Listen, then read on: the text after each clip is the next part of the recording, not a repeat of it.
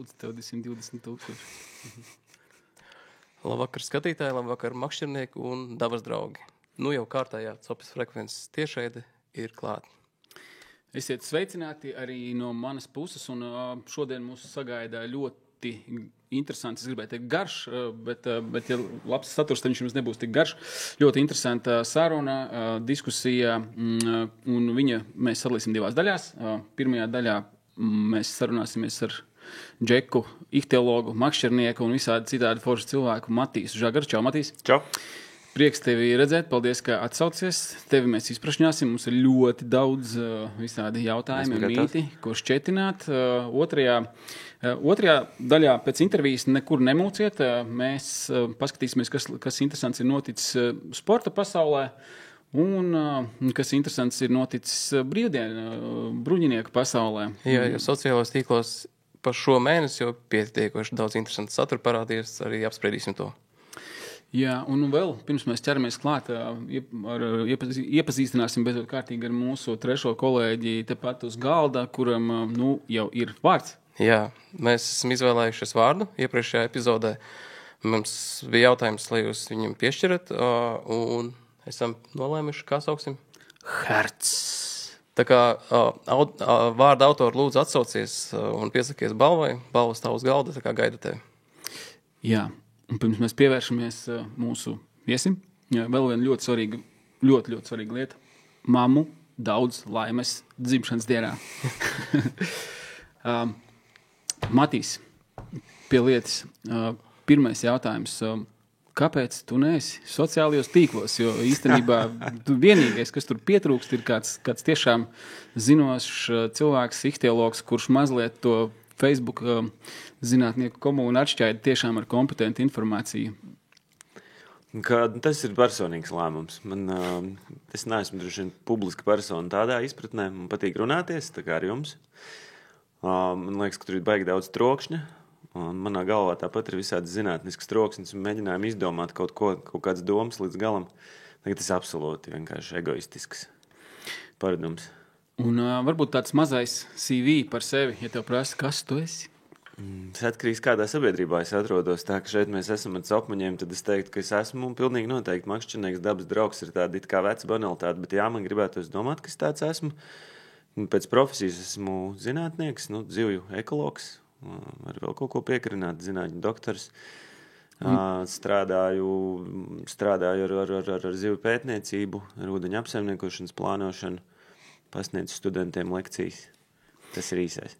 Jā, un pie tās zivju teorijas mēs ķersimies klāt, bet pirms tam mazliet par makšķerēšanu. Ko tu pats makšķerē? Kādi ir tavi paradumi? Paradumi ir makšķerēt līdekas jau kopš vispār es sevi atceros. Var pamakšķerēt arī kaut ko citu. Es daudz esmu ceļojis un strādājis arī traupos ārzemēs, līdz ar to makšķerējis esmu visu kaut ko. Tik, cik man tagad ir laiks makšķerēt, tad jā, līdekas. Kad pēdējo noķēri? Tas ir tāds bezjūtīgs baigi jautājums, zinot, ka jūs makšķerējat vairāk, mums par Gunāru pilnīgi noteikti. Sanāk, ka pagājušajā sezonā, es šo sezonu vēl neesmu bijis, jo es biju tagad traupos, un tad kopš sezona atklājās, bet stūīt braucu pēc 3 dienām, nevar sagaidīt. Un traupos, ko darīji? Pētīju, šī gadījumā tas bija tā kā pedagoģiska lieta, mums bija tur sadarbība ar vienu Taizemiešu universitāti. Es Taizemēs dzīvoju, daudzus gadus pētījis traupa zivis. Šoreiz tas bija tāda zinātnisku domu apmaiņa kopā ar Taizemiešu kolēģiem un studentiem. Apsekojām viņu piekrastes ekosistēmas Erasmus projekta ietvaros, un tagad viņi brauks pie mums augustā. Bariņš ir Taizemiešiem, profesoriem un studentiem, tad mēs viņus ņemsim līdzi uz saviem augstajiem ūdeņiem. Un kur tev sanāk vairāk pētīt ūdeņus un zivis Latvijā, ārzemēs? Latvijā šobrīd. Jau vairāk kā 10 gadus kopš es beidzu doktorantūru Japānā. Pirms tam sanāca vairāk tropos, viss tā ikdienas darbs bija tropos, bet tagad sanāk daudz vairāk Latvijā. Un cik aptuveni ūdeņus tu esi izpētījis Latvijā? 10, 12? Visi ūdeņi jau redz tā globāli raugoties, ir viens liels ūdens, viss jau ir savienots, viss tāpat satek jūrā beigās, un viss tas, tā kā reti jau kas, pat tas piemājas dīķis var caur gruntsūdeņiem būt savienots, bet, nefilozofējot Latvijā, mēs esam bijuši ar manu komandu, ar visiem maziem ūdens objektiem, droši vien pie 300 visādos, bet tas jau ir Skaties, nu, tas var būt Cēspilsparka dīķis, vai tas var būt Rāznas ezers. Pie tā dīķa mēs vēl pieķersimies. Tas viens ir kaut kādā pilnīgi citā apjomā, gan cilvēku apziņās, gan fiziski, un otrs ir pavisam maziņš un nemanāms. Tā, kad, jā, bet tas skaitliski kaut kas tāds, jā. Tu rēķini, ka viens no tiem ūdens objektiem ir Indijas okeāns, līdz ar to, nu, cik tas ir korekti skaitīt viņu kā vienu. Nu, viens ir viens. Viens ir viens. Jā, bet, ejot mazliet jau uz priekšu, nu tā mana vēlme, un droši vien daudzu vēlme ir, lai tas vidējais makšķernieks, kurš tiešā veidā ietekmē ūdens resursus, un, nu, lai viņš ir izglītots. Jo bieži vien, man liekas, tas nav manis izdomāts, bet labs salīdzinājums ir, ka makšķernieks zivis uztver kā sēnes, nu tā, ka viņš viņas ņem un viņas aug vietā. Nu, tur, kur viņš šogad nogriez, tur viņš nogriezīs viņu arī nākamgad. Jautājums tavuprāt, kāds ir tas minimālais zināšanu apjoms, kas būtu katram jāzina, pirms viņš paņem makšķeri rokā, respektīvi, kāda ir tā barības ķēdes, savstarpējā miedarbība un kā tas ietekmē kaut kādu ūdens veselību? Tas jau sarežģīti. Tas, nu, zina, kā pirmais līmenis. Sākam ar to, ka, manuprāt, nu, tas jau viss sākās kaut kādā elementārā ģimenes līmenī, kad tu iemāci bērnam nemēslot mežā, iemāci bērnam no ezera vai dīķa, tad viņš ir makšķernieks, izņemt tikai to, ko viņš mājās apēdīs vai ko kaķis apēdīs. Tiešām apēdīs, nevis sasaldēs un apēdīs. Ja kaut kādas divas šitādas lietas, tad tev pat nav jāatdz. Nu, kad tu aizēji pie daktara, nu, viņš tev saka, tagad, ziniet, jums jāatdzer, ir tur kaut kādas šitādas, tur dīvainas hormonālas zāles, kas uzlabos jūsu, tur, nezinu, hormonu disbalansu. Tu taču neesi endokrinologs, tu nesaproti tos procesus. Tu viņam uzticies. Tad jau dziļāk ir tas, ko tu saki, saprast kaut kādas sakarības starp mani dabā, vai kā viena elementa izņemšana no ūdenstilpums ietekmēs citus elementus.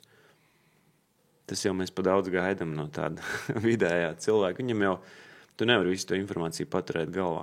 Tad pavisam elementāri atbildīga attieksme būtu tas, no kā varētu sākt. Tas būtu forši. Un tas otrais līmenis, man patīk tas stāsts par sākot ar plēsēm, beidzot ar fitoplanktonu, kāda tā korelācija ir. Jo mēs ar tevīm savulaik diskutējām par to pašu Burtnieku ezeru, par ko mēs vēl papļāpāsim. Jo tur bija arī savulaik ieteikums, tu pats pētīji, un tur arī bija ieteikumi, kā to ekosistēmu uzlabot. Un tad man arī pirmo reizi, es dzirdēju to ķēdīti, kāda viņi ir, un varbūt var atgādināt, kāpēc, piemēram, ūdens zied un kā zivis to Burtnieka vēsture būtu ļoti vietā, tāpēc, ka Burtniekā padomju laikos, kopš otrā pasaules kara līdz pat 80. gadiem zvejā dominēja. To noteica tā sociālisma ekonomika, zvejā dominēja baltās zivis, kuras pēc tam visādos veidos tas lielais padomju savienības aparāts izmantoja. Plēsīgās zivis toreiz arī vēsturiski padomājam paši, tā kā spinningotāji, tā bija kaut kāda pilnīgi cita suga. Bērnībā visi man apkārt makšķerēja ar pludiņu. Sūdīgs skolas bija. Jā, ar pludiņu tur tieši tā. Ar pludiņu tur reizēm uzlika dzīvoja, noķēra kaut kādu līdeciņu. Vienmēr sakot, gan industrija, gan makšķernieki pamatā ņēma ārā balto zivi. Ekosistēma bija diezgan, bija gan plēsē, gan stirnas mežā. Tad jau tā industrija mainījās, mēs jau tagad redzam, pa ko mēs te pamatā nerunāsim par pličiem un raudām, šobrīd jau visi makšķerē plēsējas. Lūk, un tad 90. gados tur ir zvejas statistika, to rāda. Karpveidīgo zivju zveja samazinājās katastrofāli. Plēsīgo zivju zveja palielinājās, gandrīz tikpat katastrofāli, plus vēl makšķernieki sāk ņemt ārā, jo sāk palikt ļoti populāra spinningošana no laivas un tam līdzīgi. Un tad mēs izņēmām vilkus un palika ļoti daudz stirnas, un ūdeņu ekosistēmā tam ir vairāk efekti. Viens ir tas, ka tev ir daudz visādu plaužu, pliču un visu to, kas rokās gruntī. Un gruntī vajadzētu būt izgulsnējušamies barības vielām un, pamatās ir fosfors un slāpeklis, kas no ezera saticis baseinu, viņā ir saticējis iekšā cauri tur gadu simtiem, gadu tūkstošiem. Viņam vajadzētu būt imobilizētam tajās sedimentos un tur arī palikt lielā mērā. Fosfors un slāpeklis ir vajadzīgs, lai ezers ziedētu, lai ezerā būtu fitoplanktons, kas ir tās mikroskopiskās āļģes, kuras ir barības tīkla apakšā un kas uztur visu pārējo. Tā kā tāds leduskapis svarīgākais plaukts. Lūk, un tad tie zvēri, kuru tagad ir baigi daudz, tās stirnas rokās pa grunti, un mēs to saucam par resuspensiju. Brīnišķīgs vārds dzīvē. Kā parastais makšķernieks to sauc? Uzduļķošana. Parastais makšķernieks to saukt par uzduļķošanu. Tiek ieduļķotas atpakaļ barības vielas ūdenī, aļģis var atkal ziedēt. Otrs variants, tas, ko tu minēji, minūtīti atpakaļ, ka plēsīgo zivju maz, paliek vairāk tādu zivju, kas ēd zooplanktonu, kas savukārt ir mikroskopiski vēžveidīgie, kuriem vajadzētu ēst to fitoplanktonu. Te jau vajadzētu zīmēt, te būtu vieglāk. Lūk, bet viņu neizēd, tāpēc, ka tā zooplanktona paliek maz, jo tās zivtiņas, kuras savukārt ir neizēdušas plēsīgās zivis, ir izēdušas to, tāda veida disbalanses. Tas tā kā, zini, es bieži vien tādās sporta analoģijās domāju par to, es zinu, ka tu arī sportā bijis kādreiz tā kā par tādu osteopātiju vai fizioterapiju. Tev citreiz tas, ka tev sāp plecs, tā vaina ir ceļgalā, tev uzspiež uz ceļgalu un attiet plecs. Tāpat tās šeit, citreiz tajā, ka zied aļģis, tas nenozīmē, ka notekūdeņi ir sagāsti iekšā, kur mēdz būt fosfors un slāpeklis. Tas citreiz ir disbalanses ezera. Ekosistēmā. Bet, ja mēs pieskarāmies fosforam, tur parādam to, sākam ar to CS video, jo tur bija tieši tēma par to visu. Jā, CS pats par dīķis, jā. Jā, ja mēs varam, bija sociālos no sākuma televīzijā, bija sižets TV3 par to Cēsu pils dīķi, kur tiek izņemtas ārā karusas, apdulinātas ar elektrību. Un tas iemesls ir, lai uzlabotu ūdens kvalitāti. Un bija sociālos tīklos arī makšķernieki to bija pamanījuši un sašutuši, protams, par šādu risinājumu. Sižets jau bija īsts un varbūt tur neizstāstīja visu to būtību, kāpēc tas tiek darīts. Kāds ir tavs skats uz šādu risinājumu? Jo tur bija ūdens ir duļķains, slikta kvalitāte, tāpēc ņemam ārā. Tāpēc ar elektrību visu sitam karūsas un viss būs kārtībā. Tas ir tas, ko es saku, ko makšķernieks redz. Bet kāds varbūt būtu tavs skaidrojums? Vai tas risinājums ir vienīgais pareizais un cik tas ir, humāni pret zivīm, vai tur nav cita risinājuma?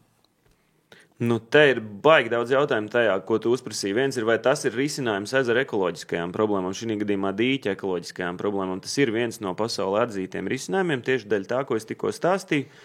Šis ir cilvēka radīta problēma. Cilvēks mākslīgi izradz dīķi, cilvēks salaidis iekšā sudrabkarūsu, atgādina visiem makšķerniekiem invazīvu sugu. 50. gados ievazāta Latvijā, tas nav mūsu zvērs, par spīti tam, ka karūsiņa ir tā kā simbols visu dīķu šobrīd. Jā, bērnības pirmās zivs. Jā, viņi varētu likt uz Latvijas ģerboņu. Uz invazīvā ģerboņu. Invazīvā. Neviens jau nezinu, kā tas ir savējais, kāds tur vairs invazīvais. Viss kārtībā. Kalme ir invazīva suga, ko mēs uztveram kā savējo Jāņos, liekam, seni invadējusi, bet jā. Līdz ar to, manuprāt, tādā veidā emocionāli nevajag uztvert. Cilvēks ir to dīķi sačakarējis, rupi sakot. Mēs esam salaiduši tur tās karūsas, saticējuši ir iekšā no pilsētas notekūdeņi gadu desmitiem. Tagad jau, man liekas, viņš nav nolaists, ja es nekļūdos kādus gadus 40. Nedzētu nolaist un iztīrīt teorētiski, ka tas ir dārgi un sarežģīti. To karūsu tur ir daudz, viņas rušinās pa grunti, uzduļķo to dīķi un viņš zied. Līdz ar to tas ir visā, to sauc par biomanipulāciju, zivju sabiedrības biomanipulāciju, pasaulē to dara diezgan bieži. Somi, Zviedri tādos stingri piemēslotos ezeros, ņemam tās karūsas ārā. Ar tām karūsām jau forši izdarīja, tāpēc, ka viņas atdeva Rīgas zoodārzam, zoodārzā zvēriņu viņas apēda. Normāla, dabiskā ķēde. Par tiem ētiskiem jautājumiem tā ir vesela garāka saruna. Jā, bet te vēl papildu jautājums, tas, ko makšķernieki bieži vien jauc. Kā piemina elektrību, tā liekas, ka visi iebliež pa zivi un visi viņi ir beigta, jo visiem elektrība un makšķerēšana asociējas ar maliķiem, bet ar ko varbūt atšķirs zinātnieku elektrība no maliķu elektrības?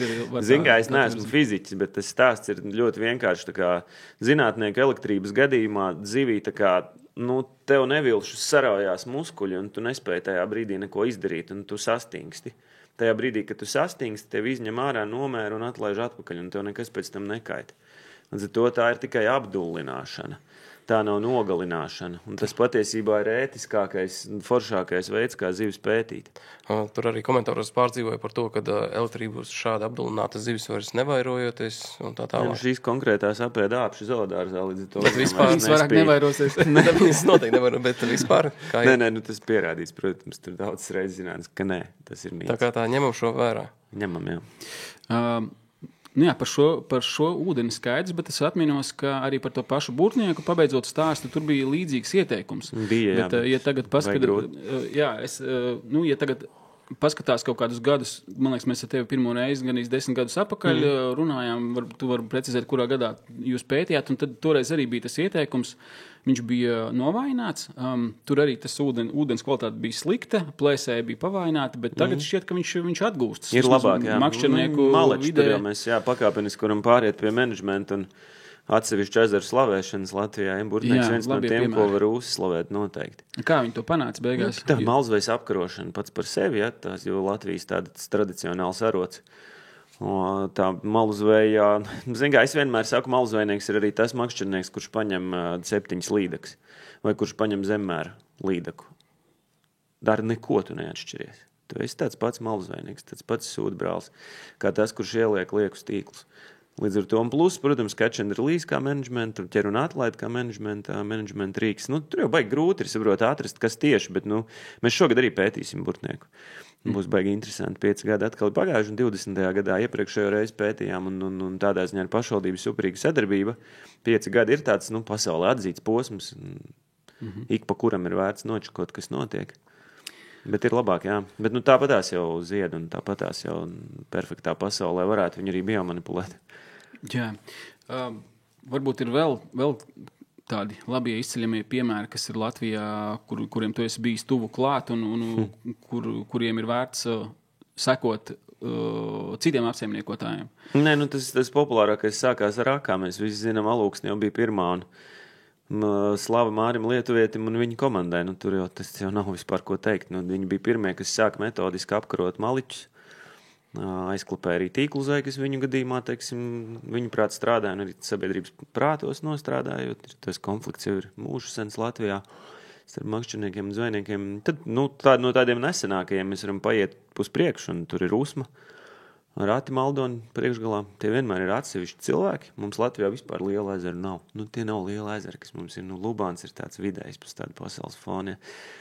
Un tādiem nelieliem ezeriem vajag 1-2 cilvēkus, kas pavelk sev līdzi citus cilvēkus un aiziet. Tāpat Jēkabpils novads ir burvīgs ar saviem. Tieši tā, jā, Baļets ezers, piemēram, vēlāk būs arī sazvanīšanās ar karpu disciplīnas cilvēkiem, kurš šodien tieši notiek Latvijas čempionāts karpu makšķerēšanā. Arī, jā, var izcelt Baļets ezeru, arī viņi tagad tiek kopuši to Radžu ūdenskrātuvi, kas arī arī pētījām, jā. Un kāds ir tavs skatījums uz ierobežojumiem, kas attiecas uz makšķerniekiem, uz makšķernieku lomiem, vai Latvijā viņi ir pieņemami, apmierinoši, vai kāda ir tā vidējā sajūta tagad 10 gadus pētot? Par regulējumiem jau zin, kā tas ir tā kā ar diētām. Jebkura diēta ir laba, tad ja tu viņu ievēro. Un paliec tievāks un veselīgāks. Tāpatās šeit, mēs varam strīdēties par dažādiem diētu veidiem, 7 podkastus no vietas, bet kopumā, mēs esam vēl ar vienu neapzinīgi. Tas ir tāds Austrumēropas fenomens. Mēs visi esam braukuši, copējuši kaut kur ārzemēs. Tur nav tā, ka cilvēks sit pa galvu jebkādam savam resursam. Runājot tajā tevis pieminētajā sēņu analoģijā, tu taču vari tai baravikai arī apiet apkārt. Man pašam ar baravikām konkrēti ir tā, ka tu ej pa mežu vienkārši kaut kur stāv tā baravika. Tad es mēģinu domāt, ko es to vienu baraviku aiznesīšu mājās, viņus panes sarausies, jēga nekāda. Labāk, lai dzīvo mežā. Līdz ar to tas vairāk no ievērošanas atkarīgs. Es pat negribētu ielaisties tādu baigi, kas ir labāk. Katras sistēmas gadījumā ir bišķi savādāk. Vai labāk ir tas saucamais somas limits, kur mums ir daudzums, vai vajag ierobežot kaut kādu konkrētu lielumu, neņemt ārā. Tas arī būs no sugas atkarīgs. Kā tāds kopējais rāmis, man liekas, ka ir ok. Tagad jau arī pamainīja. Bet, protams, bezgalīgi. Tas ir tev atbildi, kāpēc es neesmu Facebookā. Tas vienkāršākais nebojāt nervus. Jo tu vari diskutēt par katru to āķi izmēru. Vai, piemēram, kā amerikāņi menedžē savus ūdeņus. Tur katrai upē ir savi noteikumi. Tev sākumā ir jāstudē reāli, cik Amerikā es copējis, katram tam ūdenim ir. Tev ir jāstudē vēl posmiem jāstudē. Kā tieši tu makšķerēsi, lai nepārkāptu likumu. Jā, tas bija mans nākamais jautājums par to, vai Latvijā, tavuprāt, tie ūdeņu apsaimniekotāji sāk pāriet uz tādu individuālu apsaimniekošanas plānu, vai vairāk viss pieturas tomēr pie tā likumā noteiktā un viss Tas atkarīgs, kā mēs to labākajos piemēros jau visos ir licencētā copa. Un licencētā copa Latvijas likumiskajā rāmī ir tas veids, ieviešot licencētās makšķerēšanas nolikumu, mēs varam mainīt to regulējumu tīri juridiski. Mēs varam mainīt to regulējumu uz bišķi savādāku, individuālāku, bet pilnīgi noteikti. Kad tas vienkāršais, mēs, kas sākām arī tagad jau 11 gadus apakaļ, ir ļoti labs piemērs par nārsta liegumu. Mums 1. maijā atsākam copēt gan Alūksnē, gan Liepājā.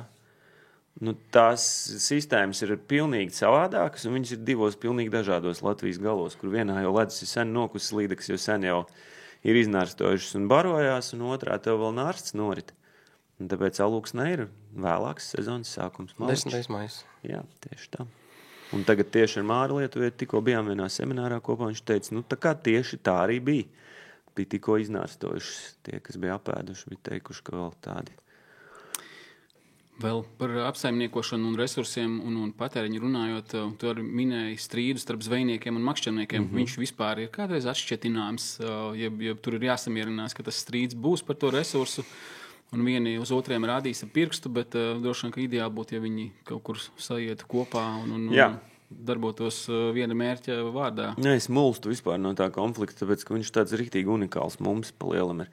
Lielajā pasaulē mēs jau vienmēr tur tā sevi nodalam no kaut kā daļa, jau no tā visi mēs esam.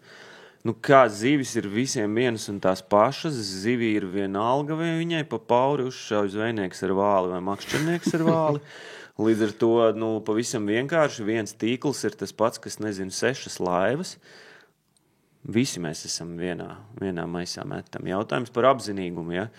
Cik apzinīgs ir zvejnieks, cik apzinīgs ir makšķernieks. Tad ir tas zinātniskā padoma jautājums. Cik jūs klausat to zinātnisko padomu, kaut kāds menedžers klausa, ka mēs sakam, ka vajag ņemt ārā 7 vai 8 vai 9 kilograms.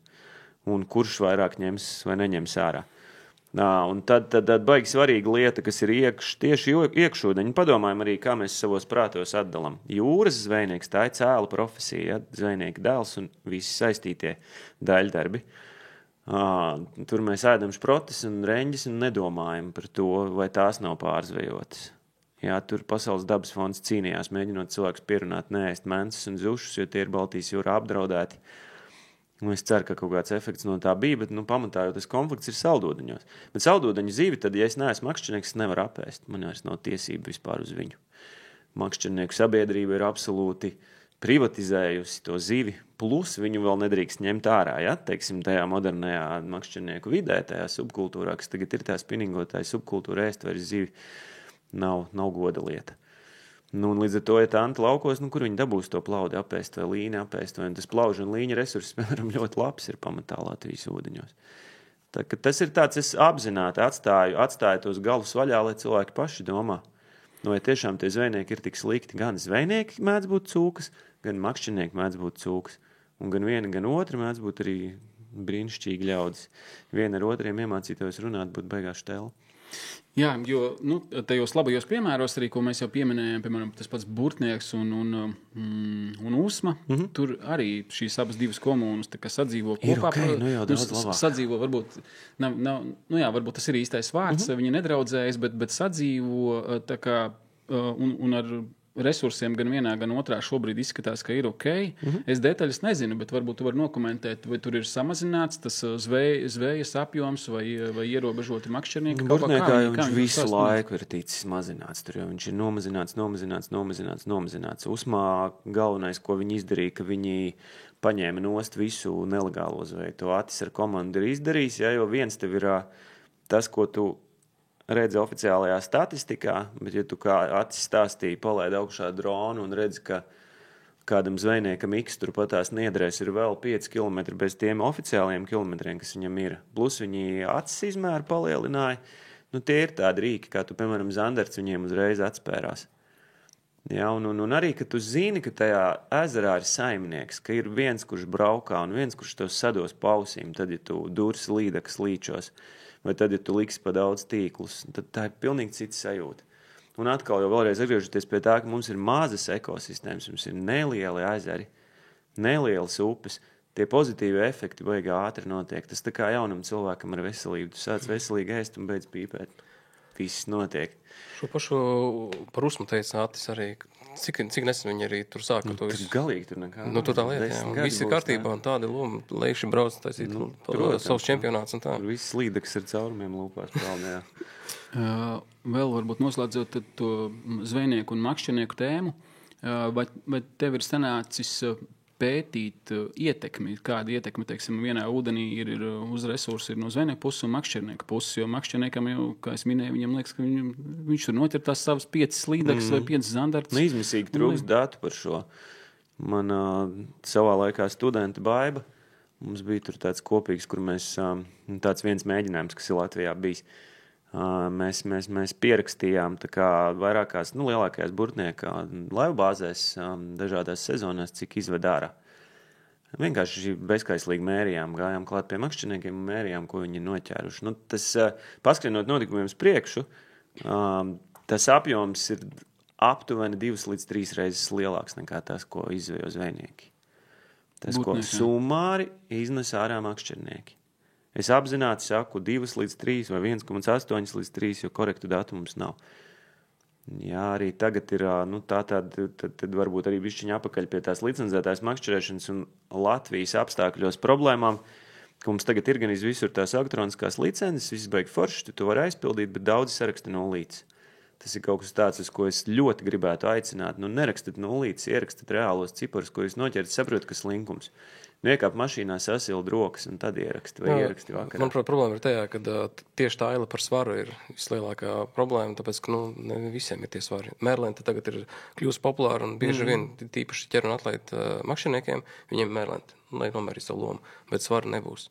Līdz ar to, tāpēc tie visi ir izdomāti. Es piekrītu, tā ir vesela diskusija ar tiem, mēs arī esam runājuši ar manis Copis, Agnesi un visiem tiem cilvēkiem, kas ar to strādā. Skaidrs, ka ir jāiet uz priekšu arī tiem, kas grib tās atskaites. Mums ir jāuztais, tai atskaitē ir jābūt tā kā muļķu drošai, viņai tam mehānismam. Man būtu jābūt tādam, ka es beidzu copēt un ka tas ir super easy. Bet ja vismaz ir skaits, vismaz ir mērs vai zemmērs, mēs visi kā copmaņi, jūs taču varat arī, plus mīnus daži, pa lielam 10, 20, 40 gramu, tu var pateikt, cik tā zivs sver, cik viņa aptuveni gara. Mums jau nevajag baigi superīgs zinātniskus datus, bet mums vajag aptuvenas datus par to, kas ir izņemts ārā, lai mēs varētu savukārt zvejniekiem, jo mums vieglāk ir uzsist pa nagiem. Ja aizbraukt pārbaudīt, ko viņi ir izveduši ārā, salīdzināt, vai tas, ko viņi reportē, ir tas pats, ko viņi izved. Renārs pieminēja ķeru un atlaidi, kāds ir zinātnieka skats uz ķeru un atlaidi, jo tur arī daudz diskusijas par mocīšanu, nemocīšanu, cik izdzīvo, cik neizdzīvo, vai tā metode ir atbalstāma, vai viņa nodara vairāk laba vai ļauna. Tas tā kā ar Covid vakcīnām bija tīt matos. Man kā zinātniekam, ko es tas tā kā ar klimata sasilšanu? Tu vari būt, tu vari neticēt tam, ka tev ir galvā kepons, bet taču objektīvi ir. Mēs varam diskutēt par to, ka tev nav galvā. Skaidrs, ka zivi, atliekot plēsīgu zivi atpakaļ, nevis aizvedot mājās, plēsīgā zivs paliek tur, kur viņa bija. Pēc 2 dienu šoka, kādu tur 2 dienas, citreiz viņai dažas stundas, viņa gatava ķerties atkal, to taču jūs zināt, kā celpmaņi, tu to pašu zivi izvelc, tu redz viņai tur kaut kādas vai pat arī iezīmēšanām, tas ir pierādīts 1000 reizes. No resursu menedžmenta viedokļa ķer un atlaide ir ļoti labi. Par to vispār nav nekādas runas. Ja tur arī kāda zivs aiziet bojā, visādi gadās. Samokam, pārraujam, piemēram, tiem, kas ir klasiski žaunu loki. Viens žaunu loks pārrauts, vēl viņai ir iespēja izdzīvot, 2 žaunu loku pārrauti, praktiski neiespējami. Ja tur izrauja barības vadu ārā, skaidrs viņai savēnots, tur gļotāds, viņai ir no iekaisuma reizēm bojā. Paturpinot šo tēmu, arī sociālajos tīklos pēdējās dienās ir aktuāla sāpe, teiksim tā, vai zivī sāp un vai zivis kliedz. Ai, zivis kliedz. Ir taizemē dažas, kas urkšķi, tā kā tur kalpos, kuras izvelk no ūdens, un viņi tā kā burkšķi, tā kā mana oma, tā kā kaut kas nav labi pa teļuku. Vai viņām sāp? Baigi neatbildams jautājums tādā izpratnē kā cilvēkiem, tad, kad mēs runājam par sāpēm, tad tā nav tikai fizioloģiska reakcija, tā ir emocija. Mums par to, ko mēs jūtam, ir emocija, negatīva konotācija. Zivs gadījumā, pētījumi rāda, ka viņa nav tik sarežģīta, viņai tā smadzeņu uzbūve, lai viņa tādā veidā uztvertu sāpes kā mēs. Tas, ka viņa jūt sāpes kā negatīvu reakciju, kā stresu, par to jau nav šaubu, ka tas tā ir, bet mēs nevaram tā gluži skatīties uz to zivi, kā līdzvērtīgu mums. Tas ir bišķi tāds ekstrēmisms. Un par cik inteliģentu dzīvnieku ir jāuzskata zivs, jo, tad, kad makšķernieks nevar noķert, tad, protams, viņam liekas, ka viņi ir, Tā viņš sabūvē visu kaut līmenī. ko. Jā. Tā viņš sabūvē visu kaut ko. Nē, ir jau daudz pierādījumu, ka viņas ir, teiksim, tā pietiekami inteliģents, pietiekami evolucionāri attīstījušās par spīti tam, ka ir nelielas smadzenes, viņas ir pietiekami advancētas. Mēs taču paši zinām visādus gājienus, kas viņām piemīt. Ja tu skaties cauri pasaules ihtiofaunām, kā viņas sadarbojās medījot, kā viņas tagad ir, vienai amerikāņu meitenei ir burvīgs pētījums pa visu pasauli, viņu vāc, starp citu, no makšķerniekiem, no visiem tā kā tādus video vai foto pierādījumus, ka zivs māk lietot rīkus.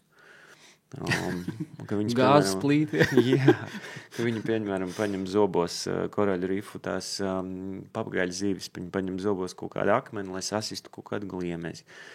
Jā, līdz ar to mēs varam atrast pierādījumus tajā un šī virzienā, bet pilnīgi skaidrs par to, ko visi zinātnieku vidū jau var tā diskusija bezgalīgi, bet viņas nejūta tādā izpratnē, kā mēs. Nevajag par tiem dzīvniekiem domāt, tā kā tie būtu zem ūdens peldoši cilvēki. Viņas tādā veidā to neuztver. Viņas ir relatīvi vienkāršāk uzbūvēts, vai vienkāršāks nenozīmē sliktāks, vai kaut kā zemāks. Tātad makšķerēt drīkst ar tīru sirdsapziņu. Tas sirdsapziņa ir katra individuālais rīks. Negribi nemakšķerē, bet tagad pārspīlēt un teikt, ka, es domāju, ka makšķerēšana ir prieka avots. Un tajā brīdī, kad tas ir prieka avots, tad ir veselīgāka sabiedrība. Mēs esam mierīgāki, mēs esam laimīgāki un globālā ekosistēma labāk funkcionē. Padomājam, paskatāmies, atzūmojam.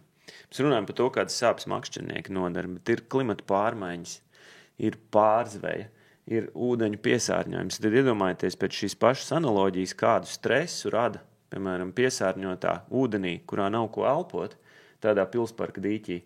Godīgi tur tai karūsē tā nāve ir atpestīšana, āpša mutē nokļūt. Ja? Nevis dzīvot tur visu laiku ir aizturētā elpa. Cilvēks atčakarētā sistēmā, tas taču arī stress, tas arī sāpes. Līdz ar to mēs jau globāli planētā tā esam nodarījuši pāri, ka tagad sāk demonizēt makšķernieks, ka viņi sāpina plici. Nezinu, vai tā vispār ir tēma, kuru vajag tā baigi.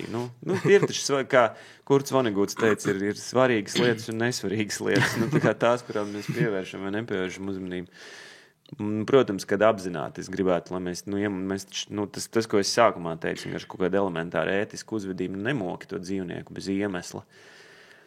Nevārti viņu pa ledu, nenomet to nolāpīto ķīsi uz ledus un atlaid vaļā. Tas jau smiltīm izvazā. Šitas taču tā nevajag darīt. Jā, tik dzīvīgas viņas nav, jā. Tas arī uz to ķer un atlaid tiešā veidā attiecas, jo es arī... Par to gan ir daudz informācijas. Par to mēs esam arī, es zinu, mēs ar manu draugu un kolēģi Armandu Rozi esam runājuši un ar Māri Olti un es atvainojos savus rīkli.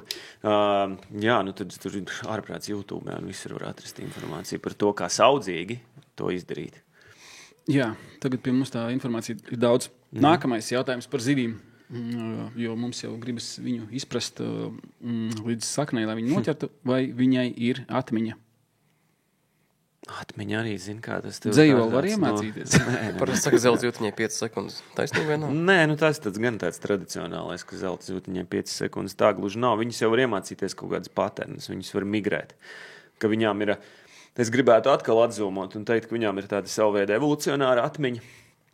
Viņām ir tas pats homings, piemēram, ka viņas zina atgriezties. Ja tu viņu tur nezinu, plūdi kaut kādi, tad ir kaut kādas sugas, kas atgriezīsies tur, kur viņi iepriekš ir bijusi. Tāda veida atmiņa, tāda kodēta evolucionāra atmiņa, bet, ka viņi tavu ģīmi atcerēsies šitam čalim, es vairs necupēšu.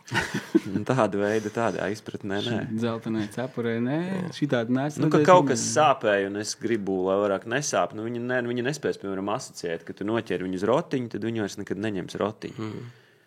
Tāda veida, tad vienkārši jāsaprot, ka tas tā kādās, ka tas mūžīgais jautājums, vai viņas redz krāsu. Jā, viņas redz krāsu, bet zem ūdens krāsa ir kaut kas cits. Tajā brīdī, kad tev ir brūns ūdens, tad, teiksim, tad kaut kāds sarkans rotiņš vai bišķi tumšāks vai bišķi gaišāks, tas viens un tas pats. Ja brūnā tādā purvu ūdenī, tāpat tās neredz. Vai tā nabaga karūs tajā zaļajā Cēspils par gdīņi, viņš vispār neko neredz, tīrus sajūtīm moc tur. Labi, uzreiz jautājums tev arī kā makšķerniekam, zinot to, kā zivs uztver krāsu gammas, kādi ir tavi mānekļu krāsu mainīšanas paradumi? Cik krāsās Manējiem ir vienkārši, viņš tur nosirmosiet visi sporta makšķernieki. Nu, ja ir tumšs ūdens, tad kaut kas gaišāks, nu, no rīta, tad, kad ir tumšāks, tad kaut kas gaišāks. Un, nu, kā tad, nu, tā kā gribi pievērst uzmanību, pareizi, bet mēs jau visi zinām, ka viņa citreiz jau viņai nepatīk, kad ir agresīvs pārāk. Tad viņai atkal tu pievērs uzmanību nevis ar agresīvu krāsu un agresīvu animāciju, bet tieši pretēji, jo viņa ir slinka, jo tur atkal evolucionāri jāpaskatās uz to, nu, kaut kāda ievainota zivtiņa, tas ir kaut kas tāds, ko man kā līdekā ir viegli noķert. Ievainota zivtiņa, kas man tiek lēnām vilkta gar degunu, nu, šī gadījumā peld gar degunu, ja, no līdekas uztveres pozīcijas, nu, viņa ir viegls laupījums. Savukārt, tad, kad ir tie perfektie apstākļi, ka viņai gribās rīt tā kā trakai, tā kā pēc nārsta, tad taču pa lielam vienalga. Es vienmēr atceros, ka es lasīju savā laikā, man liekas, jums te kaut kāda viena no tām grāmatām vecajām par zivīm un makšķerēšanu, man opim bija plauktā, kur bija rakstīts, ka izbadējusies līdeka ķers pat pa ūdeni vilktu kartupeli. Tā vecā patiesība jau atbilst. Nu, padomājiet paši, ka tu aizbrauc uz kaut kādu vietu, kur viņas ir daudz. Nu, viņām taču ir vienalga. Tā ir, jā. Par lielajiem īpatņiem arī par to ir daudz diskutēts un tajos sociālo tīkla formos, kuros tu neesi, tur ir daudz šķēpi lausti, bet varbūt vēl tā ierakstam, vai lielās zivis ir jālaiž vaļā, nu, runājot par plēsējiem. Kāpēc ir jālaiž vaļā, jo es zinu atbildi. Kāda ir viņa nozīme ūdenī, vai viņi nārsto? Nu, uz visām, manuprāt, tu pajautāji tā, ka uz visām varētu ieķiksēt, jā. Var bišķiņi paskaidrot. Zivis aug visu mūžu. Viņas nav tā, ka viņas beidz vienā brīdī augt, ja to atceramies. Nu, tāpēc, ja mēs tās lielās varam noķert, tad mēs vienmēr zinātu, ka ir tikai tie daži aupi, un viņš vec tāda sačokurojusies, bet lielumu vienādi. Ja, viņas aug visu mūžu, līdz ar to viņas barojās vienmēr, viņas uz vecumdienām paliek bišķi lēnākas, vielmaiņa bišķi lēnāka. Nārstam viņas dara līdz kādam vecumam, lielās tās pašas līdekmāmas ir ļoti vērtīgas. Tad nav tā, ka cilvēkiem ir omītes, kuras... Nē, nu galīgi nē. Nē, tā nav ar zivīm. Līdz ar to ķerat viņas, laižat viņas vaļā. Tas ir noderīgi ūdeņu ekosistēmām. Nu, bet arī skatāmies, saprot, tas ideālais makšķernieks būtu domājošs. Būtu tāds, kurš domā līdzi, tad, kad viņš atrodas pie ūdeņiem. Jo es, teiksim, makšķerēju, nezinu, kaut kur kopā ar savu draugu Armandu, kurš arī ir zivjaudzētājs un zinātnieks, nu tad mēs domājam, vai mēs šī sistēmā, piemēram, zinām, nu, ka vajadzētu izņemt ārā kaut kādas mazās līdeciņas, jo viņu ir daudz. Ja tā ir privāta sistēma, tad mēs tikpat mēs esam darījuši tā, ka mēs arī zemmērus ņemam ārā. Un ir valstis, kas regulē tādā veidā. Nu, jūs taču zināt, ir valstis, kurās drīkst līdz kaut kādam izmēram ķert. Tu drīkst arī tur 40 vai 30 centimetrīgs ķert. Savukārt pārsvarā sistēmās viņas ir nospaidītas, viņās lielās zivis ir izņemtas, un lielās zivis ir tās, kas ir jātaupa. Un to teorētiski tev vajadzētu domāt līdz, kad es aizbraucu kādreiz vecos laikos uz Sibīriju vai kaut kur uz ziemeļiem, kur ir visa daudz, tad es vienkārši pilnīgi utilitāri ēdu to, kas man garšo. Es varu noķert arī foreli ar ikriem, un tajā brīdī vienkārši tāpēc man gribās uzēst ikrus un uzcept to zivtiņu. Līdz ar to domājam līdzi. Mm-hmm. Bet cilvēku nospaidītos ūdeņos, jā, laižam maļā. Jā, un runājot par ikriem, daudz, nu, vismaz tie mani novērojumi tādi, ka daļa makšķernieku ir sapratuši, jā, nu, ka arī lielās nārsto, bet tad ir nākamie pretargumenti.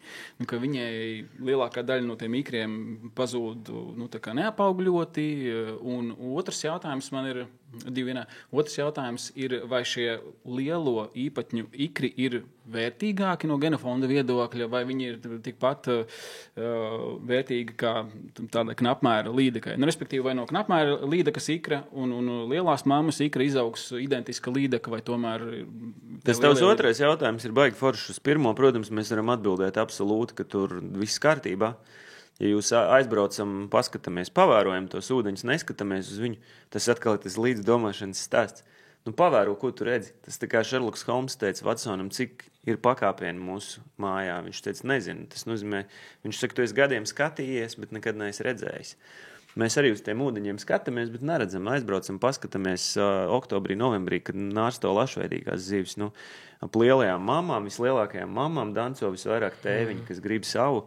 evolūcija ir gudra. Viņi saka, nododam tos tai smukākajai meitenei. Lielākā meitene ir smukākā meitene zivju pasaulē.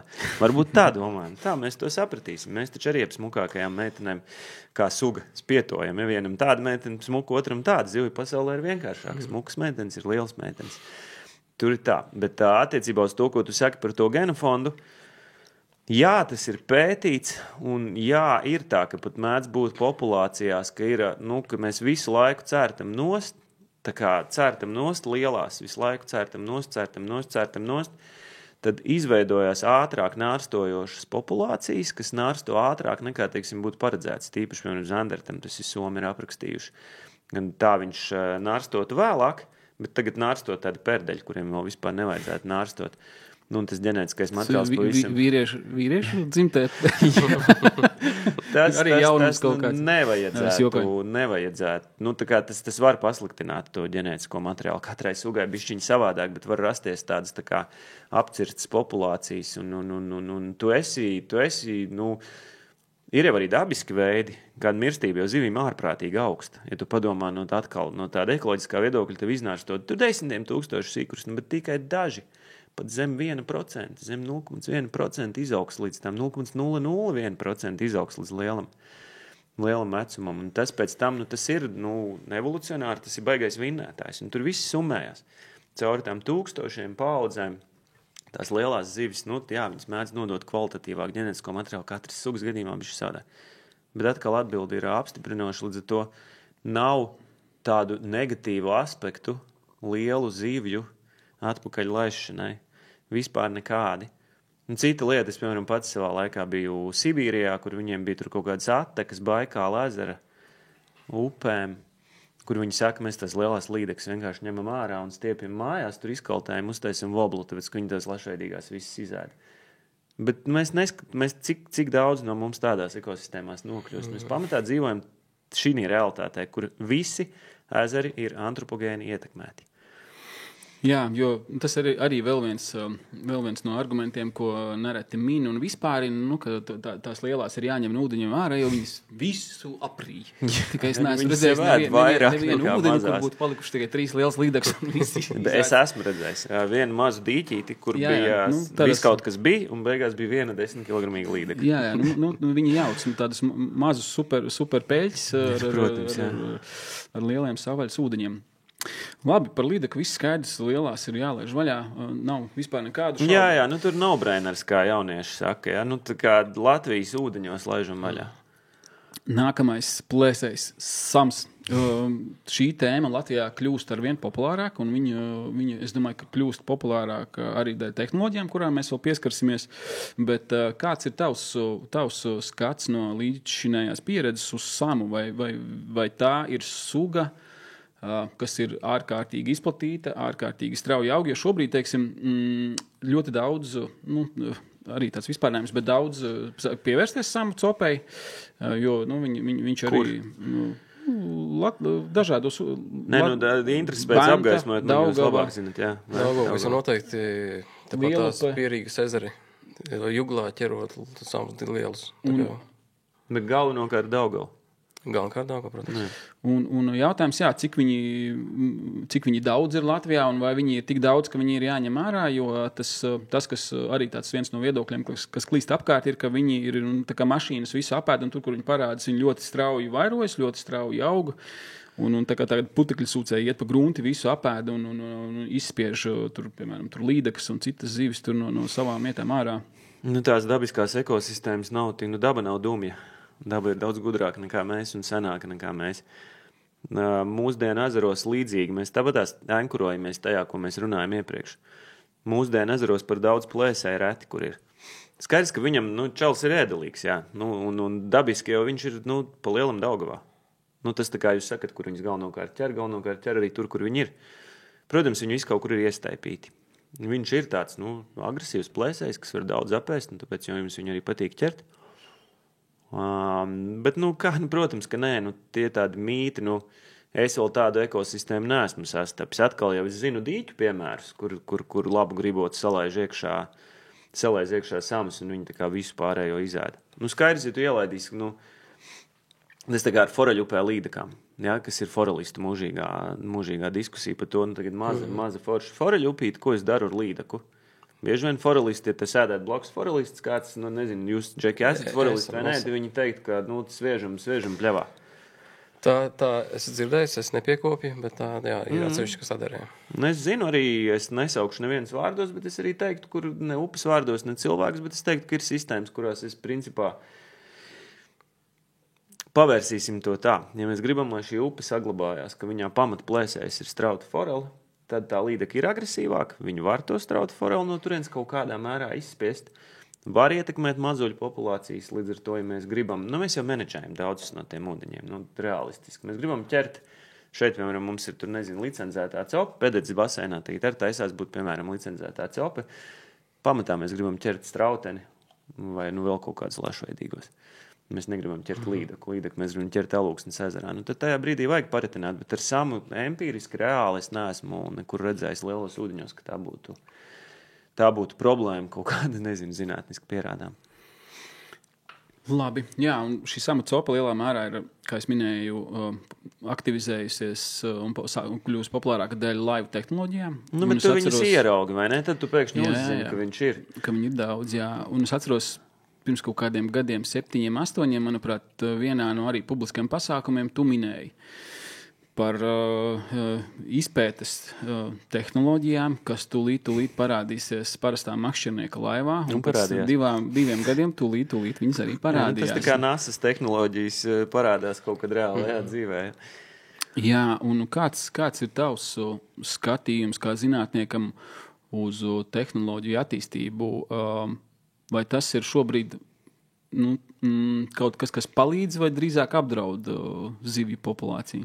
Atcerieties, ka gumijzivtiņas parādījās 2000. Gadu sākumā. Es pilnīgi skaidri atceros, parādījās gumijzivtiņas, veču makšķernieku veikalā cēsīs runāja, būs beigas.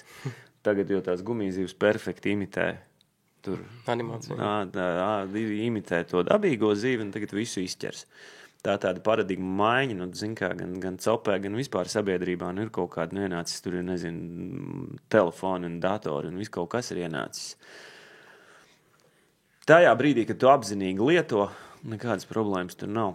No tāda resursu apsaimniekošanas viedokļa, es varētu kā copmanis nokomentēt, ka man liekas, ka copas noslēpums kaut kāds tur pazūd, bet tas ir manas problēmas, man tā patīk makšķerēt. Man patīk makšķerēt, ka tas, kas ir zem ūdens, ir noslēpums, bet tas jau ir manas personīgās problēmas.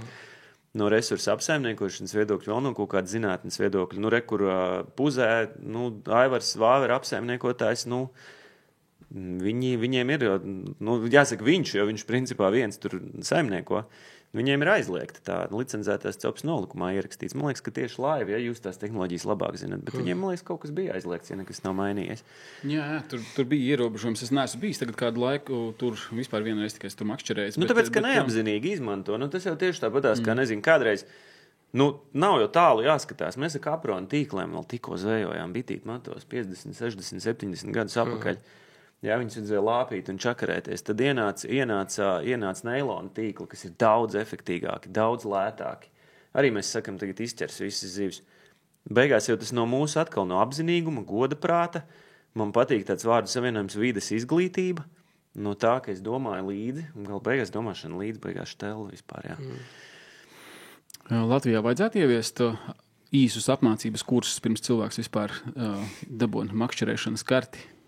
Būtu jau forši tādā ideālā pasaulē, bet tad ar šiem valsts bankrotē. Labi, un par makšķerēšanas sportu, kas Renāram ir tuvāka tēma, kāds tavs skats ir uz makšķerēšanu kā sportu? Jā, cilvēki apliecina savus ego ķerot zivis. Tas jau sasaucās ar to, ko mēs runājam atkal, ja tu paliec no tā laimīgāks. Manuprāt, sabiedrība no tā ir tikai ieguvējs. Vai tas ir sports, vai to vajag iekļaut olimpiādē? Tas ir cits jautājums. Sports, man teiksim, sports pašam ir mīļš. Es pats sportoju, man tā ir vienkārši mīļa tāda otra pasaule, kurā es dzīvojos. Mēs nobraucām droši vien no resursiem, no visam. Manuprāt, tas nav sports tā kā vieglatlētika, bet kā nodarbošanās veids. Man tas vārds sports kožās ausīs, sorry. Makšķerēšanas sacensības, mēs savstarpēji sacenšamies par to, kurš ir labāks makšķernieks. Un tie makšķernieki jau tiešām tas, kā viņi ķer zivis, tas ir fantastiski. Un tas, kā viņi izprot, jūs izprotat to zivi. Super, visu cieņu. Bet nekas likas, tur brīnišķīgi cilvēki. Sabiedrība ir laimīgāka. Pēc tam tas, manā pieredzē, tie makšķerēšanas sporta influenceri vai tie sporta makšķernieki, kā jūs viņus saucat, man liekas, viņi ir visi, liela daļa ir forši cilvēki, kas domā līdzi. Pamatā inteliģenti cilvēki, tie ir tie līdzi domājušie makšķernieki, kas laiž vaļā, ne vārda nav slikti, ko pateikt. Jā, viņi ļoti labi māk izmantot tehnoloģijas, un jā, ir lai viss nebūtu tikai tur sirps un cukurs, tad jā, ir dzirdēts, ka šīs tehnoloģijas, protams, arī sportisti, nedrīkst visus mest. Tie ir sliktie izņēmumi kaut kādi daži, bet ir dzirdēts, jā, ka šīs tehnoloģijas un to tehnoloģijas iespējas izmanto, tā. Nē, tas taču skaidrs, tas pats godprātīgums, vai ne? Tas pats, kas liekot tīklus, tas pats, kas jebko darot. Jo, piemēram, tas, kas tagad ir jaunums, lielu īpatņu ķeršana naktī, kas kādreiz vispār nebija iespējama. Tad šobrīd lielus zandartus, lielas līdekas naktī, diezgan ar garantiju ar to laivu tehnoloģiju var noķert. Man taču arī patīk, teiksim, seklumā makšķerēt, un vispār, es pamatām visu kastu 90% no seklūdeņu mānekļiem. Tas, ar ko es copēju tagad un ar ko es copēju kādreiz, visi tur tie fantastiskie Japāņu brīnumi, kas tur iet pa virs imitē, valns viņi zina, ko prātā jukuši pīli, bet tās zivs tabedēs ķerās. Man arī patīk. Man patīk, ka man ir kāds, kurš svar kā pūciņu, un ka man nav delfīns poli, bet ir šimanos poli. Tehnoloģijas taču ir. Tas viss, saprot, es izklausos pēc vecas plates, bet tas ir par godprātu, tas ir par līdzi domāšanu. Jeb kādu rīku, nav balts vai melns. Vieglāk būtu dzīvot baltā un melnā pasaulē, kur visas lielās līdekas ir sliktas un visi sporta makšķernieki ir slepkavas, bet tā nav. Iekļaujam skatītāju kādu jautājumu. Jā, arī šobrīd tiešraidē krīt iekšā jautājumu. Lecam iekšā. Bet varam to sagatavoties. Jā, mums bija iepriekš iesūtīti pāris jautājumi, un pēc tam tie, kas ir tagad tiešādā pienākuši klāt. Pirmais jautātājs Jānis Briedis prasa, cik ilgā laikā līdekai asarim zandartam pārstrādājas barība, kā piemēru ņemam kilogramīga līdeka, apēd 200 gramīgu zivi. Vai šo procesu ietekmē arī ūdens temperatūra? Jā, ietekmē ūdens temperatūra, jo zivis ir augstasiņu dzīvnieki, ūdens temperatūra daudz ko ietekmē. Aptuveni. Plēsīgai zivī, ja viņai ir pilns kuņģis, mēs to saucam par kuņģa iztukšošanās ātrumu. Tas būs līdz 2 diennaktīm, tad viņš būs pavisam tukšs. Ziemā tas būs ilgāk. Un precīzi tas būs no sugas atkarīgs. Atkarīgs no tā, ko viņi ir apēdusi. Ja viņi apēd kaut kādas mīkstas lietas, tur kaut kādus zivju mazuļus, vai viņi apēd lielu spurainu asaru, tad tas mirklis, kamēr viņai tiešām būs viss tas asars, ja izkakājies, būs bišķi ilgāk. Es atcerējos vienu stāstu, bet tas arī bija makšķernieka pieņēmums, ka pēc lielā līdeka nekustās kaut kādā siltā laikā. Un tas pieņēmums bija tāds, ka viņa ezerā, kurā ir līņi, ir apēdusi lielu līni, un tad viņš viņai tur pūst vēderā. Viņai rūkst viss, un viss ir grūti, un sāp galva, un viņa nekustās. Vai tas tā varētu būt? Palīdz bišķiņ ar tiem attaisnojumiem. Jā, atspēkotos mītus vajag. Vajag viņas, atkal maucam dzeiski, vajag viņas mīlēt un cienīt, nevajag viņām darīt pāri, bet nevajag viņas glorificēt. Viņas nav tik šausmīgi gudras un sarežģītas. Jā, skaidrs, ka līni sagramot tīri fiziski ir grūtāk nekā to bariņu ar auslējām. Viņam ir biezāka āda, tās kuņģa sulas viņu lēnāk sagramo. Bet te pašā laikā tur iekšā tāpat ir proteīns, tur ir visi ogļhidrāti, viss, kas tam dzīvniekam ir vajadzīgs, tam plēsēt dzīvniekam, lai viņš varētu būvēt savus audus, lai viņš varētu augt un darboties. Līdz ar to tajā brīdī, kad viņš ir pierījies, kad viņam ir pilns kuņģis ar to līni, tad, protams, ka viņš saka, es tagad uzreiz neēdīšu atkal. Bet tur jau blakus būs cita līdeka, kura gribēs ēst tajā brīdī. Un tad ir kaut kādas tās supercopes, par kurām es pat pats viņas gribu atstāt savā apziņā romantiskas. Jo, tu jau pat nezini citreiz tie apstākļi, kas sakrīt. Tur gaisa spiediens, kaut kas ir iznārstojis, kaut kādu mēs jau zinām visus tos stāstus, un pēkšņi babāts, un tev viņas visas ņem. Viņai gāžās pa mutārām, viņi tāpatās ņem.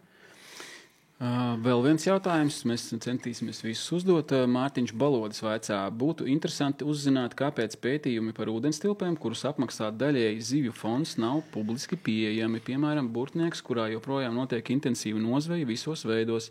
Tīklnieku sakautais Engures ezers Rāzna, kur ar motorlaivām drīkst braukt tikai zvejnieki. Jā, jautājums droši vien kaut kā ar divām tādām daļām. Jo, tu neesi no zivju fonda, cik es zinu. Nē, bet zivju fonds publisks finansējums tādā ziņā leģitīms jautājums. Tā informācija būtu publiski jābūt pieejama, un viņa ir.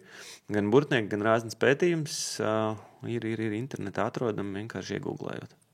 Burtnieki pēdējie zivsaimnieciskās eksploatācijas noteikumi tika izstrādāti 2020. gadā. To darīja Sijās Auduņu risinājumi, kas ir mana kompānija. Pirms tam ir arī valsts institūta veikti pētījumi, par to pieejamības nezinu. Konkrēti mūsu veiktie pētījumi ir publiski pieejami publiskā telpā Valmieras novada pašvaldības mājaslapā. Savukārt Rāznas pētījums, ko mēs konkrēti pēdējo reizi darījām 2017. gadā, vēl kad strādāja Vides risinājuma institūtā, ir dabas aizsardzības pārvaldes mājaslapā pieejams. Par anguru esam pētījuši, grūti teikt. Vai mēs atbildam arī par zemtekstiem? Nezinu, mums tik daudz laika par tīklu nokautajiem, vai tas ir cits jautājums. Bet pētījumi objektīvi ir pieejami publiskajā telpā. Es domāju, ka zemtekstos neejam šoreiz iekšā, arī uz laiku skatoties, ejam pie tiešraides jautājumiem. Jā, tur daži pārklājas, ar ko mēs esam izrunājuši, bet viens tās varbūt ihtiologam jautājums, bet ornitologam drīzāk, ko darīt ar tiem jūras ērgļiem, kad viņi izķer zivis no dīķiem. Arī tāds baigi sāpīgs un baigi tāds emocionāli uzlādēts jautājums. Cilvēkam makšķerniekam vispār nepatīk, ka ar viņu kāds konkurē par zivīm. Viņam liekas, ka tā ir mana zivs, tā ir mana līdeka, un tas ūdens ir cūka, ūdeli ir sūdabrālis un kormorāns vispār pī. Skaidrs, ka viņi var izēst diezgan daudz. No zinātniskā viedokļa ir tur, kur ir megakolonijas. Baltijas jūras seklajā daļā, piemēram, tajā pašā Holandē ir pētīts, Zviedrijā ir pētīts, kā viņi tiešām var izēst, piemēram, konkrēti bušu mazuļus. Es zinu, ka bija vāciešiem viens pētījums un holandiešu autoriem par to, ka no bušu mazuļa tā gada nārsta viņi tur bija izēduši kaut kādu pusi bez maz. To bija ar korektām zinātniskām metodēm izpētīts. Latvijā tā īsti kvantitatīvi neviens nav pētījis. Skaidrs, ka tā kolonija izveidojās, viņi, tur, kur viņiem šausmīgi skābas kakas ir, tur, kur uz tām salām, kur viņi dzīvo, viņi burtiski nokakā tās salas. Kaut ko viņi apēd, vai viņi tiešām kvantitatīvi ir spējīgi izēst Lubānu ezeru. Tāds, manuprāt, diezgan retorisks jautājums, jo visticamāk nav. Uz nelielām sistēmām viņiem var būt būtiska ietekme, ja kolonijas ir lielas. Dabas aizsardzības pārvalde šobrīd ļauj saskaņojot, izšaut kormorānus. Tajā pašā Alūksnes ezerā viņi jau principā ir panākuši to, ka tie kormorāni ir pārvākušies kaut kur citur. Un tādā veidā tas ir novākts un makšķernieku apziņās ir novākts. Mēs jau bieži dzīvojam, tas placebo efekts arī svarīgs. Tā brīdī, kad tur nav kormorāna, man liekas, ka te labāk ķerās. Bet līdzīgs stāsts ir arī ar jūru un pie jūras kaut kādiem ūdeņiem ar roņiem. Arī, tas stāsts ir arī kvantitatīvi problemātisks atšķirībā no kormorāna, kas varbūt nav tik ļoti pētīts. Un man gribētos minēt, ka lielajos Latvijas ezeros nav tik milzīga tā problēma. Bet minējums, es labprāt piedalītos tādā pētījumā, ar ornitologu, ihtiologiem kopā to pētīt, cik tad viņi, kvantitatīvi apēd, ja? No tās visas tām megatonām, kas tādā Lubānā ir, cik kvantitatīvi tās kolonijas apēd. Grūti tā teikt. Ar roņiem tā ir liela problēma, jo viņi tieši ar zvejniekiem baigais konflikts ir. Ja, tur nav tik daudz tas, kā viņi tiešā veidā ietekmē zivju resursus, bet vairāk tas, ka viņi būtiski negatīvi ietekmē. Viņi ir smuki sasargāti, viņu ir šobrīd diezgan daudz, viņi burtiski ēd zvejniekiem no tīkliem ārā zivs. Ietekmē zvejas industriju ļoti, ļoti negatīvi. Vēl viens jautājums. Uzdot Kristaps Knesis, vai ir zinātniski pamatots aizliegums makšķerniekiem iebrist Lielupē no 15. aprīļa līdz 15. maijam? Jēziņ, baigi konkrētais jautājums, godīgi. Tiešām, ja kāds mani var apgaismot, kāds ir pamatojums tam aizliegumam, es baigi skaidri nezinu, vai tas ir dēļ putniem, vai atkarīgs no tā, kurā zonā un kādēļ. Es nevaru zināt no galas visus tos individuālos noteikumus katrā vietā. Es teiktu tā, piemēram, es varu pārfrāzēt uz vietām, kuras es pazīstu. Te pašā Lubānā ir putnu liegums. Lubāns ir super nozīmīga teritorija. Tur ligzdo ļoti daudz putnu. Tas ir no Eiropas līmenī nozīmīga teritorija. Skaidrs, ka tajā brīdī, kad viņiem ir pats ligzdošanas sākums, nebūtu forši, ja viņiem pāri ligzdām tur tajā seklajā ezera galā braukā ar laivām. Līdz ar to tad tas aizliegums ir pamatots. Konkrēti Lielupas gadījumā droši vien, ka es tikai tāds politiķis teikšu, ka es negribu komentēt, ja man nav faktu. Labi, ir mums vēl kāds? Tā, mums arī, sapcitu, no Agnes, no manas opa ir diezgan daudz visādu komentāru, bet mazāk jautājumu, bet komentāri. Tā kā viņi priecīgi vispār, ka mēs par šo tēmu arī runājam aktuāli. Jā, par to, mēs esam runājuši arī, un par to var turpināt runāt, kā tad tam makšķerniekam padarīt to. Mums viņš ir tādā ziņā, man liekas, jāserviso tas makšķernieks, viņam jāpadara ir īzī tā reportēšana. Viņa tikko arī atbildēja par to iebrišanu. Pamatojums iebrišanai ir licencētajā zonās, kur ķer vimbas. Šis ierobežojums iestrādās Jelgavas novada un Bauskas novada licencētajās Lielupas zonās. Līdz ar to, sasīs ar vimbām.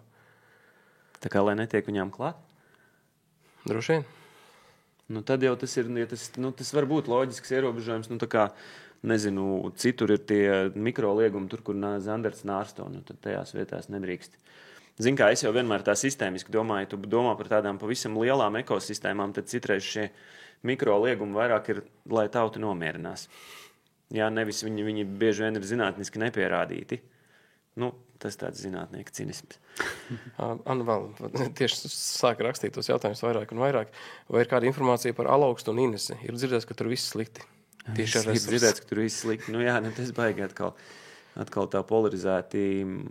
Mēs pētījām 2 gadus atpakaļ šķiet. Nav tā, ka tur ir viss slikti. Es teiktu, normāli, tā priekš tāds, nav pats sliktākais, ja, tas resurss ir baigi normāls, šobrīd Cēsu novads ir ļoti aktivizējis apsaimniekošanu, viņiem ir tas pats GIEPS, Gaujas ilgspējīgas apsaimniekošanas biedrība, kas apsaimnieko to Gaujas licencēto copi, viņi tagad ir arī jau 3. gadu, man bail sajaukt, ir vinnējuši to iepirkumu un apsaimnieko Cēsu novadūdeņus, kopā ar ļoti aktīvu pašvaldību, aktīvu apsaimnieku, tur ir ieviest licencētā copa, ir vairāk kontrols. Tieši tas, kas man nāk iekšā, tā informācija ir, kad drīzāk uz labo pusi nekā uz slikto. Tā, ka viss slikti, es noteikti neteiktu. Tur Latvijā ir jādara, par kuriem es piekrīstu. Neīstajās dienās. Zini, kā tas jau, pareizi, tur labi pieskāries šitam, tur citreiz jau man gribās vienkārši večiem teikt, čaļi, varbūt, ka jūs vienkārši makšķerēt nemākat, jo tāpēc, ka citur ir blakus kāds cits, saņemamies, trenējamies, copējam vairāk, čīksta mazāk. Pabainiet māneklīšu krāsīņas. Cik var čīkstēt? Vēl vienu jautājumu no skatītājiem iekļausim. Dainis P. jautā, vai tagadējais paturēšanai atļautais līdaku un zandartu daudzums un izmērs ir ok? Es teiktu, ka ir ok, ir īstā atbilde. Tajā esam godprātīgi. Tik ilgi, cik mēs esam godprātīgi, tad viss ir kārtībā. Ja šobrīd jau viņš ir nomazināts, un tad es teiktu, ka netur tas suns ir aprakts. Viss? Es domāju, ka mums vienkārši laiks līdās. Mums vēl daudz kas cits jāparunā ir, bet... Jā, mēs tuvojamies sarunas nobeigumam, bet man ir viena tāda mīļa rubrika, kas, zina, arī tevi mīļi, kur mēs šādi un tad mēdzam apmainīties ar sociālos un citur atrastām lomu bildēm, kas arī ir daļa no tādas makšķernieku sabiedrības izglītošanas. Tā kā attiekties pret lomu, pret zivi, cieņpilni. Ar cieņu, jā. Viņi nav kā tu minēji, viņi nav jāglorificē kā kaut kas līdzīgs cilvēkam, bet man šķiet, ka ir sevišķi vietnēs, kur tu zini, ka arī bērni skatās un seko līdzi, tās bildes būtu jāliek smukākas. Un tāpēc mēs esam ieviesuši rubriku fotopolicija un pastījušies, ko mēs esam atraduši māja bildēs, jo mājas bija aktīvs spinningošanas mēnesis, un daži sliktie un daži labie piemēri. Atgādināšu, ka visas bildes ir ņemtas no publiskiem resursiem, Facebooks, makšķerēšanas lapas un fórumi, bet viss viņas ir publiski atrodams, kur jebkurš var tik klāt. Tā kā šis ir lielisks loms, 600 gramīgs asars, bantā, bet tā bilde varbūt nav gluži tāda, kuru likt, piemēram, grupā, kurā ir ap 60,000 makšķernieku un nozīmīga daļa no viņiem arī. Bet es jau bieži vien mūsdienās ir tāds, tā ir tā kā tāda provokācija. Ja, kāpēc tu to darīji? Man tam cilvēkam gribētos paprasīt, īpaši, ja viņš liek tik lielā grupā, viņš bieži vien nemaz nav tik neizglītots, cik viņam gribās provocēt. Lai būtu interesantāka dzīve. Tev dzīve varbūt ir parasta un vidēja, bet tev gribās...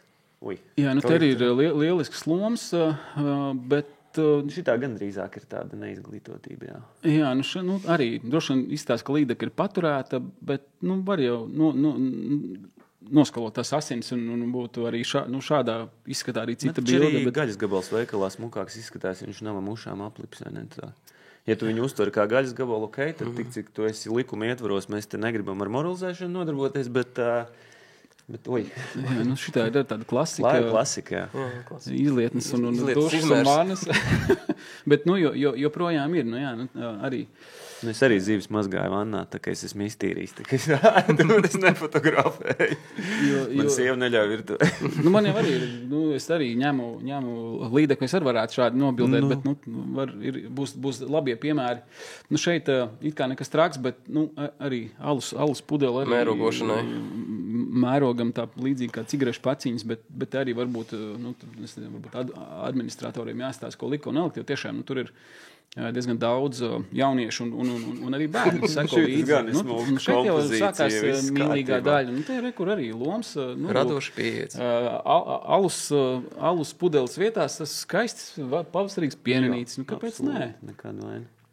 Saulīt smuka. Te arī skaista bilde ar saulpalu. Arī palaists vaļā. Te, un starp citu, Matīs, mēs esam izdomājuši, ka mēs katru mēnesi vienam no šiem labajiem piemēriem, lai motivētu citus, piešķirsim ordeni. Jeb šādu cepurīti, kā mums galvā var parādīt. Jā, kur šādu cepurīti saņems skaistākās bildes, mēneša skaistākās loma bildes. Bet zini kā, Džeki, man skatoties šitā man gribās copēt. Skatoties tam iepriekšējā man arī. Bet būs vēl, tev būs jāizdomā, kurai bildē mēs dodam. Tā kā no šodienas? Jā, mēs te parādīsim. Labi. Nekur arī smuki vienkārši, kā bildēt līdeku. To visu laiku rāda un atgādina, bet daži aizmirst. Bet rekur ir foršs piemērs. Kārtībā, jā. Te arī skaists jūras, visticamāk jūras loms. Smuki salikts. Reņģītis izkūpināts. Nevis kaut kur nomastas, samestas. Cilvēks pacenties par kompozīciju, visu cieņu. Te arī ļoti vienkārši forša bilde ar jauno paudzi. Arī to pašu, tas ir plicis. Plaudži izskatās. Ir atšķirība, vai viņi vienkārši, ļoti vienkārši. Nofičē, nav zemē. Nespiežam baigi stipri. Jā, var baigi ātri satraumēt. Es nedomāju, ka ir par stipri tas puikas saspiedz, bet citreiz gribās baigi enerģiski spiest. Tā ir viena lieta, ko var atgādināt. Arī kuru zivtiņu tu gribi viņu palaist vaļā, tad nevajag viņu saspiest. Ejam uz priekšu. Te arī pazīstams personāžs. Sveiciens Mārim. Sveiciens Mārim. Viņš ar skaistām bildēm diezgan regulāri. Sociālajos tīklos visus iepriecina ar skaistiem brekšiem un ne tikai. Ejam tālāk. Te ir izcils karpas loms. Arī smuki. Un no karpiniekiem noteikti var pamācīties, kā ar zivi ir jāpēs. Jā, to karpu ir interesanti. Viņš jau ekoloģiski īstenībā var būt ļoti negatīvi ietekmi uz ūdens tilpnēm. Ja arī atceramies, nav mūsējā suga. Tas nenozīmē, ka jāsit nost obligāti, bet arī skatāmies, tā kā tas pats Baļotas ezers, viņš jau pilnībā pārvērties dēļ karpam. Dēļ tā, ka viņas rokās. Tas arī glīti. Arī ļoti skaista līdekas bilde. Te ir arī tāds vienkārši piemērs, ļoti saudzīgs veids, iespējams saudzīgākais, kā nofotografēt zivi, bet neņemot viņu rokās, jo tādā pavēsā laikā varbūt tas nav tik būtiski, bet karstā laikā, kad mums ir sausas rokas sevišķi, tad viņai zivīm ar ktenoidējām zvīņām, tā kā šitam dzīvniekam, kam ir tās rupjās zvīņas, nevis tā kā tur mums forelīte, tās nebūs baigā problēma. Tu tādu lielu rasnu zivi neapdedzinās ar savu roku. Ja tu maziņu forelīti, tāds kārtīgs lauku vecis ar raupju roku, paņem maziņu forelīti, sakars uz roku un kārtīgi nospaida, tad var arī atdot kaķim. Te arī ļoti vienkārši veidi, kā smuki nofotografēt. Jebkuru zivi. Nezinu, vai viņi neizspirinājās ārā, bet te arī Oskars, zināms, Babītis Matadors ar skaistu māju. Arī priecīgs, kas ir forši. Jā. Un šis viss, ir tajos pašos tīklos atrodams, kur tās iepriekšējās bildes, tā kā, atšķirība, man liekas, ir acīm redzama. Arī šīs ir bildes, kur priecē arī bilde, ne tikai lomas. Jūtenens vēl kustās. Visu prieku par makšķerēšanu var redzēt neviltotajā smaidā. Lūk, šis bija tāds ātrais konspekts no publiskajām vietām. Nu, Matīs, kas tev palika atmiņā? Kas man patīk, kā uzsit emociju? Vai? Jā. Nu, tad tas būšu kāds okmans, kas patika, tā kā pozitīvā ziņā. Jā. Kas tiek pie ordeņa? No tiem pozitīvajiem piemēriem, man liekas, tas čalis laivā ar līdaku no tāluma bildētais, tāpēc, ka viņš baigi priecīgais izskatījās. Līdz meklēsim. Tas bija šis. Nu, un rīktīgi gribās copēt. Visi sazināsimies ar viņu. Viss kārtībā. Pazīstams džeks, jā. Visi tika pie copas frekvences cepurīts. Cerams, ka nodarīs. Žūrijas vienīgajiem galvenajiem loceklim, Matīsim Žagaram. Un ja jūs arī gribat tikt pie šādas pašas cepurītes, liekas skaistas lomas, skaistām bildēm, tad nākošais viesis mums arī izvēlēsies. Jā. Nu ko, mums ir pēdējā rubrika, kas saucās ātrie jautājumi. Un pēc tam mēs tev laidīsim vaļā. Sapņot par makšķerēšanu, protams. Tieši tā, pēc šitās sarunas būs bitīt, Matos jāsaka. Lūk, un ātrie jautājumi, tur ir divas lietas, un jāizvēlas ir obligāti viena. Tāda ir noteikuma. Abas nevar. Okay. Pirmais. Pētīt vai makšķerēt? Makšķerēt. Slēpes vai makšķere? Nu, Džeki, šitais neētiski vienkārši. Es atgādināšu, ka Matīs ziemā ir aktīvs slēpotājs un instruktors Žagarkalnā. Nu, nav, tad man jāpatriec.